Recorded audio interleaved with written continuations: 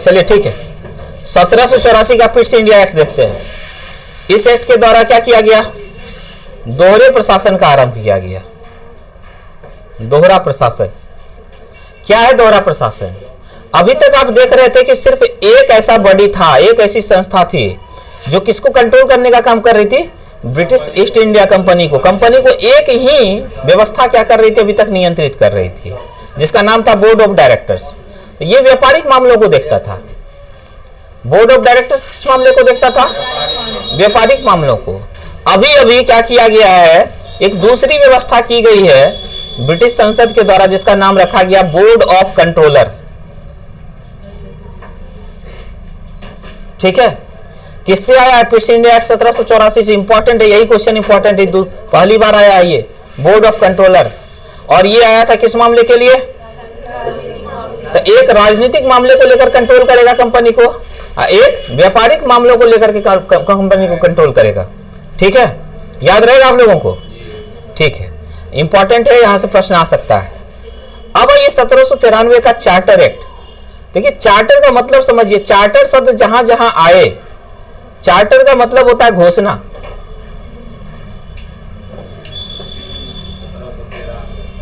Charter का मतलब क्या होता है? तो कुछ घोषणा होने वाला है। तो जब भी घोषणा होने वाला है तो इसका मतलब यह है कि कंपनी पर नियंत्रण करने के लिए नहीं लाया गया है ये। ठीक है, इसके किस लिए लाया है? देखिए, इसके द्वारा नियंत्रण बोर्ड, जो बोर्ड ऑफ कंट्रोल है और बोर्ड ऑफ डायरेक्टर्स, ये दोनों नियंत्रण बोर्ड है, के सदस्यों और कर्मचारियों के वेतन से संबंधित है। कंपनी को कंट्रोल करने से संबंधित नहीं है ये। ठीक है, कि इसका वेतन कौन देगा भाई? ये बात तो थी कि बोर्ड ऑफ कंट्रोल का और बोर्ड ऑफ डायरेक्टर्स का। इसका पैसा कौन देगी? तो इसका पैसा ब्रिटिश संसद नहीं देगी, ये भारतीय राजस्व में से देने की व्यवस्था कर दी गई। लीजिए, लूट शुरू हो गया। अब जितने कर्मचारी अधिकारी होंगे सब भारतीय पैसा जाएगा उसमें। ठीक है, दे क्या चीज नहीं, ये इंपॉर्टेंट दादा भाई नेहरू के लिए था, जिसमें धन का निष्कासन सिद्धांत दिया गया था ना, उस दृष्टि से इंपॉर्टेंट है, ऐसे इंपॉर्टेंस नहीं है इसका। ठीक है, चलिए अब देखिए, घोषणा ही पढ़ेंगे तो 1813 का घोषणा, यहां से प्रश्न आने की बहुत संभावना है, 90% संभावना है 1813। इसमें क्या हुआ? चार्टर मतलब क्या? घोषणा। घोषणा मतलब है कि कंपनी को नियंत्रित करने के लिए नहीं लाया गया है। ये चीज क्लियर है? ठीक है, आप सिर्फ चार्टर देख लीजिएगा ना, रेगुलेटिंग एक्ट देख लीजिएगा, पिट्स देख लीजिएगा, समझ में आ जाएगा कि मामला क्या है, रटना नहीं पड़ेगा आपको। ठीक है, इस अधिनियम की मुख्य विशेषता देखिए, कंपनी के अधिकार पत्र को, यानी लाइसेंस, अधिकार पत्र मतलब लाइसेंस, लिख लीजिए कहीं, अधिकार पत्र मतलब लाइसेंस।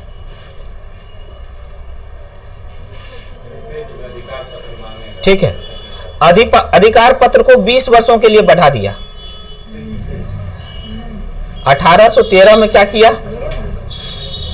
अधिकार पत्र को 20 वर्ष के लिए, ठीक है, आपका लाइसेंस को हम और वैलिड कर देते हैं 20 साल के लिए। लेकिन कंपनी के भारत के साथ व्यापार करने के एकाधिकार को छीन लिया। अभी तक कंपनी में सिर्फ व्यापार कौन कर रही थी? मतलब भारत में अभी तक व्यापार सिर्फ कौन कर रही थी? एक ही कंपनी कर रही थी, ब्रिटेन की। ठीक है, लेकिन अब इस एकाधिकार को कि एक ही करेगा, इसको छीन लिया जाएगा।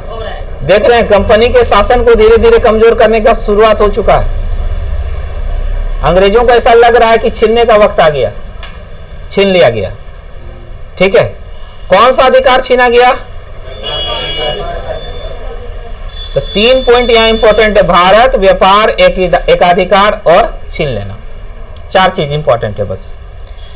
किंतु उसे चीन के साथ व्यापार और पूर्वी देशों के साथ चाय के व्यापार के संबंध में 20 वर्षों के लिए एकाधिकार प्राप्त रहा कि हाँ, जो कंपनी आएगी भारत में, दूसरी ब्रिटेन से दूसरी कंपनी भी आके व्यापार करेगी, लेकिन चीन के साथ जो व्यापार हो रहा है कंपनी का, उसमें सिर्फ यही कंपनी काम करेगी, ब्रिटिश ईस्ट इंडिया कंपनी। दूसरी बात, पूर्वी देशों के साथ जो ये बहुत संवेदनशील मुद्दा था, चाय का व्यापार। चाय के माध्यम से तो अंग्रेज गुलाम बनाना चाहा था किसको? अमेरिका को। बोस्टन टी पार्टी का नाम सुने होंगे। ठीक है, तो उसको बाद में उल्टा दिया गया था, चाय पिएंगे तब तक गुलाम रहेंगे अंग्रेजों के। ठीक है।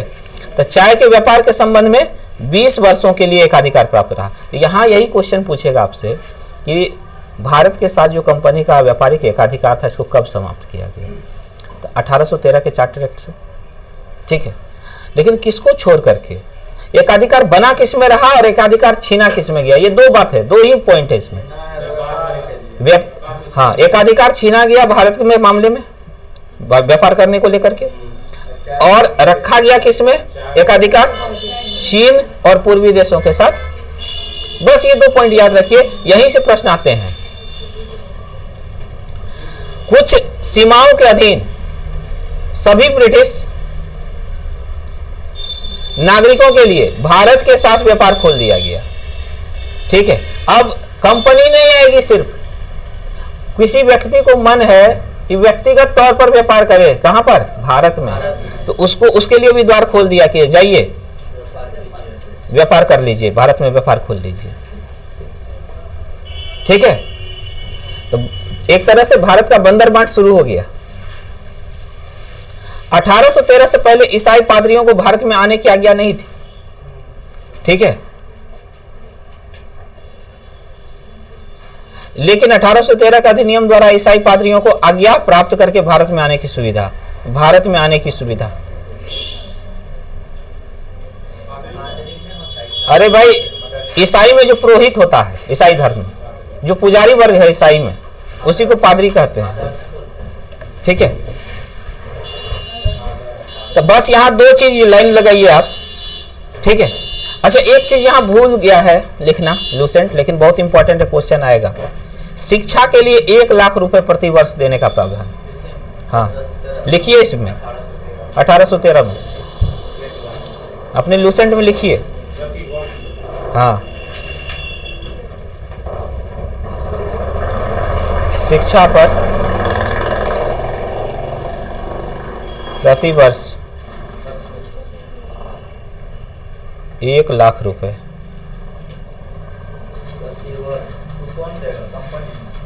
हाँ, इसी से ना पूरा राजस्व से जो लेगा उसी से निकाल के, हाँ करने का प्रावधान,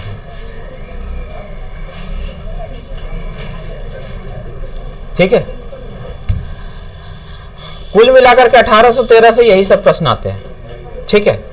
अब सुनिएगा, इसमें भी अंग्रेज दिमाग लगा दिया कि हम संस्कृत विद्यालयों को देंगे तो वो अपनी संस्कृति पढ़ाएगा।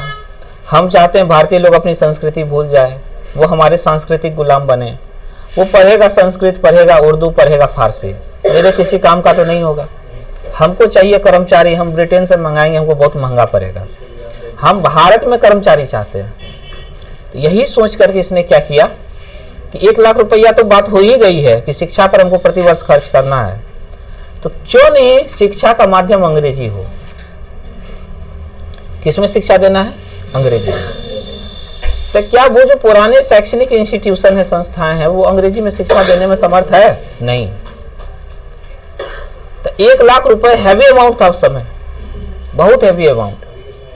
हाँ, इतना पैसा जो शिक्षा पर खर्च करेगा तो भारतीय शिक्षकों को जो जाएगा, तो भारतीय शिक्षकों को इसका लाभ लेने क्यों दे। एक काम करते हैं, यही सही समय है, पादरी आएंगे, स्कूल खोलेंगे, अंग्रेजी भी पढ़ाएंगे, अब पैसा इंग्लैंड भी जाएगा वो, क्योंकि अंग्रेजी शिक्षकों को प्राप्त होगा वो पैसा। तो एक तरह से जो पैसा जो हम भारतीय पर खर्च करते हैं, अब वो कहाँ जाएगा पैसा? फिर ब्रिटेन जाएगा। यही उसकी सबसे बड़ी जो है, अब समझिए किस तरह से सोचता था अंग्रेज। एक भी पैसा, देखिए बहुत पैसे वाला है अंग्रेज, लेकिन पैसा का कितना सोच समझ करके उपयोग कर रहा है अपने हित में, कि हमारे लोगों के पास पैसा जाएगा तो हमारे देश का विकास होगा, ठीक है। तो ये चीज ध्यान रखेंगे। आगे चलिए। इसीलिए ईसाई मिशनरी को लाया गया भारत में शिक्षा प्रसार के लिए। 1833 देखिए, अगर 1 लाख का प्रावधान नहीं करता ना तो ईसाई मिशनरी इस समय भी नहीं आता। 1833 का चार्टर एक्ट देखिए। इस अधिनियम की मुख्य विशेषता, यहां से भी प्रश्न रहता है, इंपॉर्टेंट है ये। मुख्य विशेषता देखिए, कंपनी के व्यापारिक एकाधिकार पूर्णतः समाप्ति, घोषणा पत्र चार्टर एक्ट। धीरे धीरे जैसे जैसे कंपनी पावरफुल होते जा रही है, कंपनी की जरूरत ब्रिटिश संसद को नहीं लग रहा, सोच रहा है कंपनी को क्यों रखे, अब डायरेक्ट शासन कर लेते हैं। फिर लगता था ना कुछ मुश्किलें हैं अभी भी भारत में, जिसका समाधान ईस्ट इंडिया कंपनी ही कर सकती है। इसीलिए ताकत व्यापारिक अधिकार पूर्णतः समाप्त कर दिए। ये क्वेश्चन पूछता है कि किस एक्ट के माध्यम से कंपनी के व्यापारिक अधिकार को पूर्णतः समाप्त कर दिया गया। तो 1833 के चार्टर एक्ट से। तो कंपनी के व्यापारिक अधिकार पूर्णतः समाप्त हो गए, तो चाहे वो चीन के साथ करे या पूर्वी एशियाई देशों के साथ, सब न खत्म हुआ। ठीक है, अब कंपनी का कार्य क्या है? ब्रिटिश सरकार की ओर से मात्र भारत का शासन करना। लीजिए, मात्र भारत का शासन।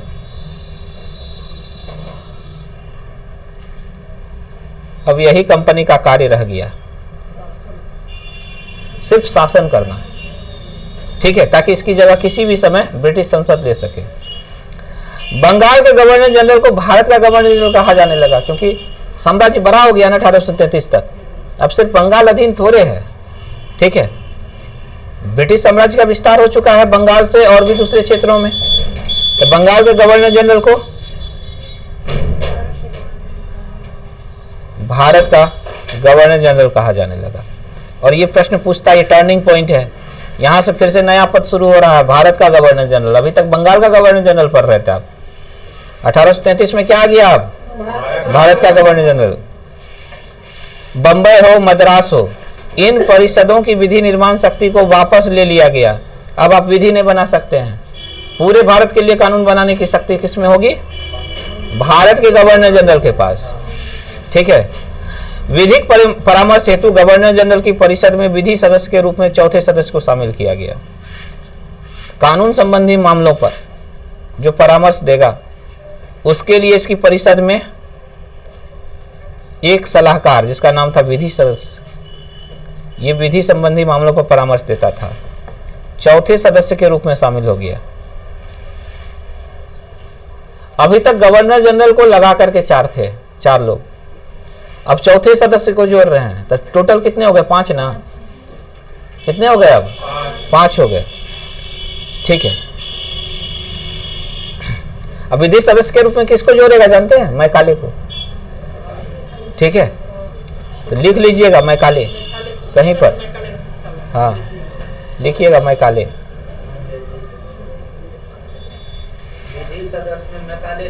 हाँ, भारत में दास प्रथा को विधि विरुद्ध घोषित कर दिया गया। एक बात बताइए, क्योंकि ये इंपॉर्टेंट है, इसका महत्व अभी आप लोग नहीं जान रहे।